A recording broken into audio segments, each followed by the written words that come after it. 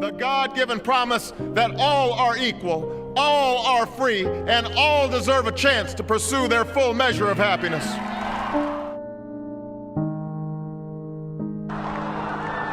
My fellow citizens, I stand here today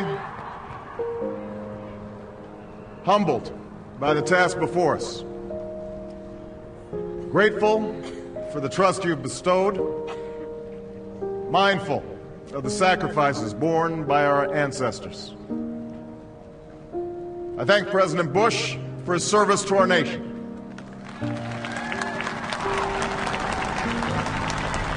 As well as the generosity and cooperation he has shown throughout this transition. 44 Americans have now taken the presidential oath. The words have been spoken during rising tides of prosperity and the still waters of peace. Yet, every so often, the oath is taken amidst gathering clouds and raging storms.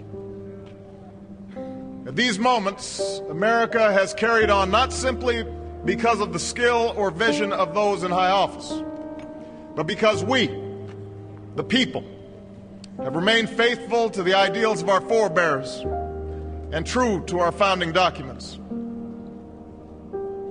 So it has been, so it must be with this generation of Americans.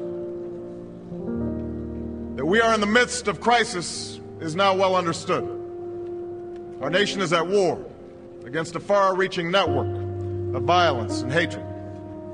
Our economy is badly weakened, a consequence of greed and irresponsibility on the part of some, but also our collective failure to make hard choices and prepare the nation for a new age.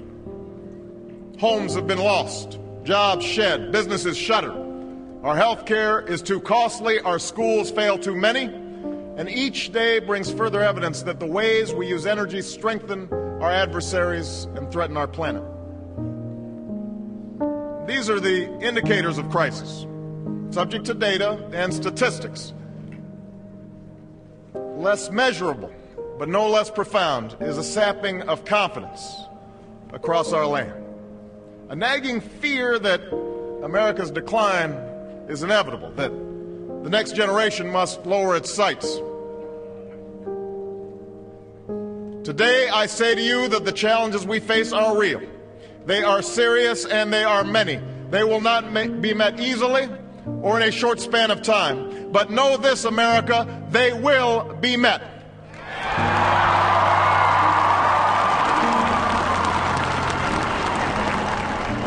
On this day, we gather because we have chosen hope over fear, unity of purpose over conflict and discord. On this day, we come to proclaim an end to the petty grievances and false promises, the recriminations and worn-out dogmas that for far too long have strangled our politics. We remain a young nation, but in the words of Scripture, the time has come to set aside childish things. The time has come to reaffirm our enduring spirit, to choose our better history, to carry forward that precious gift, that noble idea passed on from generation to generation, the God-given promise that all are equal, all are free, and all deserve a chance to pursue their full measure of happiness.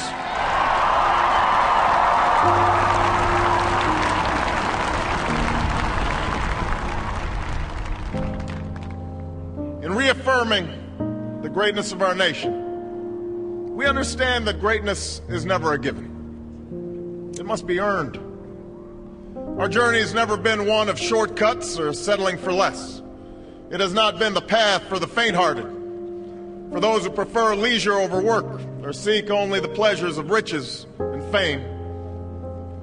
Rather, it has been the risk-takers, the doers, the makers of things, some celebrated, but more often men and women obscure in their labor, who have carried us up the long, rugged path towards prosperity and freedom. For us, they packed up their few worldly possessions and traveled across oceans in search of a new life. For us, they toiled in sweatshops and settled the West, endured the lash of the whip, and plowed the hard earth. For us, they fought and died in places like Concord and Gettysburg, Normandy and Quai San. Time and again, these men and women struggled and sacrificed and worked till their hands were raw so that we might live a better life. They saw America as bigger than the sum of our individual ambitions, greater than all the differences of birth or wealth or faction. This is the journey we continue today. We remain the most prosperous, powerful nation on earth. Our workers are no less productive than when this crisis began. Our minds are no less inventive, our goods and services no less needed than they were last week or last month or last year. Our capacity remains undiminished. But our time of standing pat, of protecting narrow interests and putting off unpleasant decisions, that time has surely passed. Starting today, we must pick ourselves up, dust ourselves off, and begin again the work of remaking America.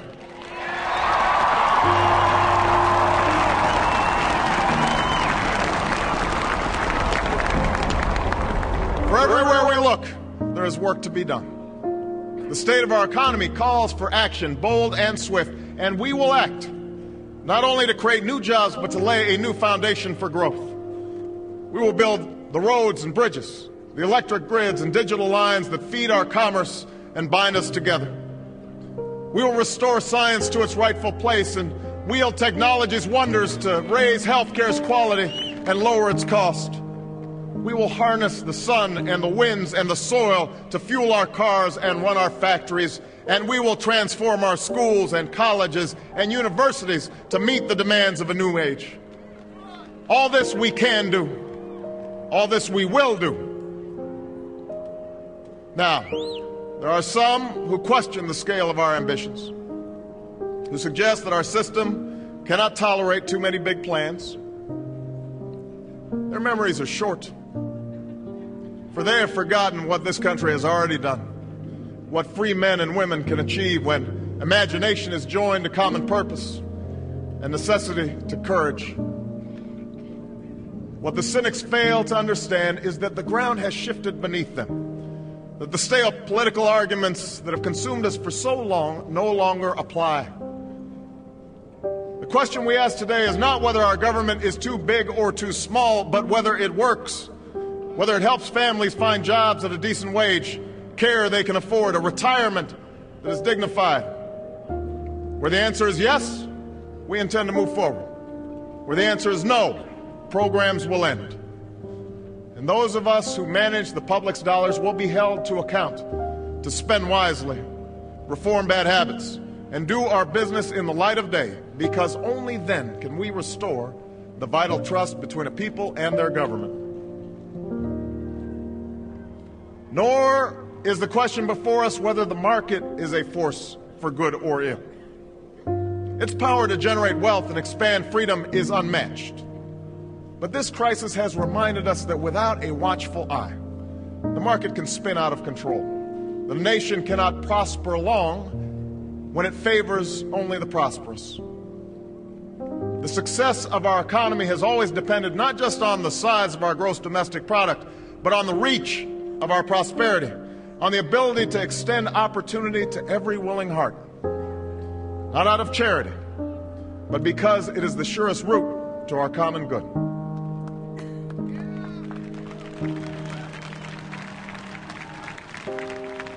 As for our common defense, we reject as false the choice between our safety and our ideals. Our founding fathers, faced with perils that we can scarcely imagine, drafted a charter to assure the rule of law and the rights of man, a charter expanded by the blood of generations. Those ideals still light the world, and we will not give them up for expedience sake. And so, to all the other peoples and governments who are watching today, from the grandest capitals to the small village where my father was born, Know that America is a friend of each nation and every man, woman, and child who seeks a future of peace and dignity, and we are ready to lead once more.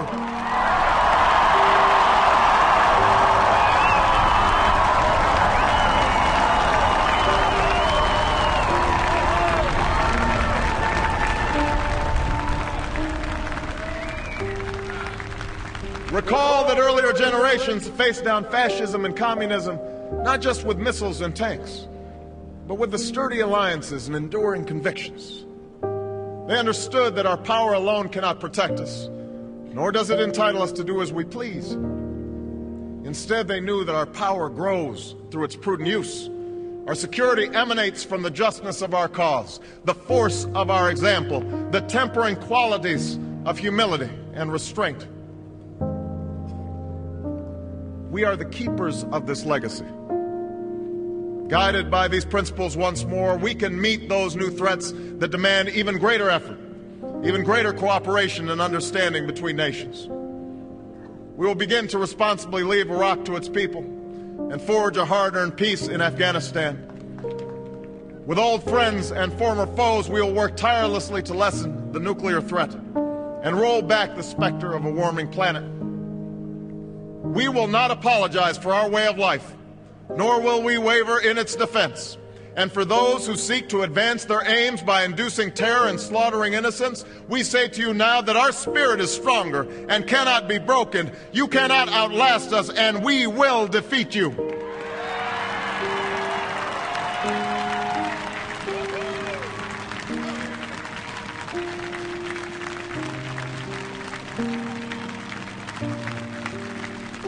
For we know that our patchwork heritage is a strength, not a weakness. We are a nation of Christians and Muslims, Jews and Hindus, and non-believers. We are shaped by every language and culture, drawn from every end of this earth. And because we have tasted the bitter swill of civil war and segregation and emerged from that dark chapter stronger and more united, we cannot help but believe that the old hatreds shall someday pass, that the lines of tribes shall soon dissolve, that as the world grows smaller, our common humanity shall reveal itself, and that America must play its role in ushering in a new era of peace. To the Muslim world, we seek a new way forward, based on mutual interest and mutual respect. To those leaders around the globe who seek to sow conflict or blame their society's ills on the West, know that your people will judge you on what you can build, not what you destroy. To those who cling to power through corruption and deceit and the silencing of dissent, know that you are on the wrong side of history, but that we will extend a hand if you are willing to unclench your fist. To the people of poor nations, we pledge to work alongside you to make your farms flourish and let clean waters flow, to nourish starved bodies and feed hungry minds. And to those nations like ours that enjoy relative plenty, we say we can no longer afford indifference to the suffering outside our borders, nor can we consume the world's resources without regard to effect. For the world has changed, and we must change with it.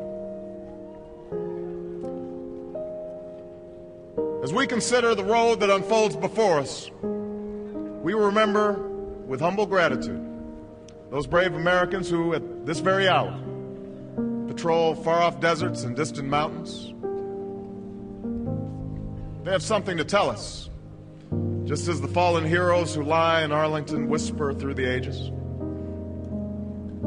We honor them not only because they are the guardians of our liberty, but because they embody the spirit of service, a willingness to find meaning in something greater than themselves. And yet, at this moment, a moment that will define a generation, it is precisely this spirit that must inhabit us all. For as much as government can do and must do, it is ultimately the faith and determination of the American people upon which this nation relies. It is the kindness to take in a stranger when the levees break, the selflessness of workers who would rather cut their hours than see a friend lose their job, which sees us through our darkest hours. It is the firefighter's courage to storm a stairway filled with smoke, but also a parent's willingness to nurture a child that finally decides our fate. Our challenges may be new. The instruments with which we meet them may be new. But those values upon which our success depends, honesty and hard work, courage and fair play, tolerance and curiosity, loyalty and patriotism, these things are old. These things are true. They have been the quiet force of progress throughout our history. What is demanded then is a return to these truths. What is required of us now is a new era of responsibility, a recognition on the part of every American that we have duties to ourselves, our nation, and the world. Duties that we do not grudgingly accept, but rather seize gladly, firm in the knowledge that there is nothing so satisfying to the spirit, so defining of our character, than giving our all to a difficult task. This is the price and the promise of citizenship. This is the source of our confidence, the knowledge that God calls on us to shape an uncertain destiny. This is the meaning of our liberty and our creed, why men and women and children of every race and every faith can join in celebration across this magnificent mall. Why a man whose father less than 60 years ago might not have been served at a local restaurant can now stand before you to take a most sacred oath.